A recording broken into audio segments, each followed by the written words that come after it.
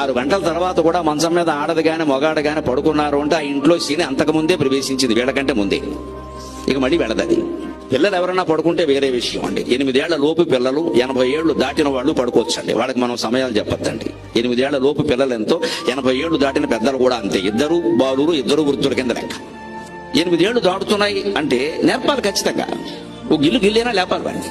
ఈ కాలం పిల్లలు ఇంతేనండి అంటే కుదరదండి అక్కడ.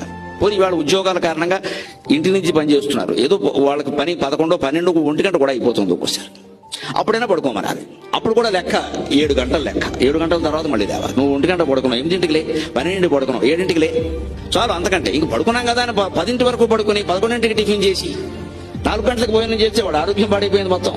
తూర్పు రేఖలు తెల్లవారక ముందే నిద్ర లేవాలి. ముందు 5 గంటలకు లేచే లక్షణం ఉన్నవాడు జీవితంలో అన్ని విజయాలు సాధించగలుగుతాడు. ముందు ఆ లేచే లక్షణం ఒకటి ఉండాలి. అవసరమైతే మళ్ళీ పడుకుందాం, ఏ మధ్యాహ్నం కాసేపు ముందు లేద్దాం. ఈ దసరాకి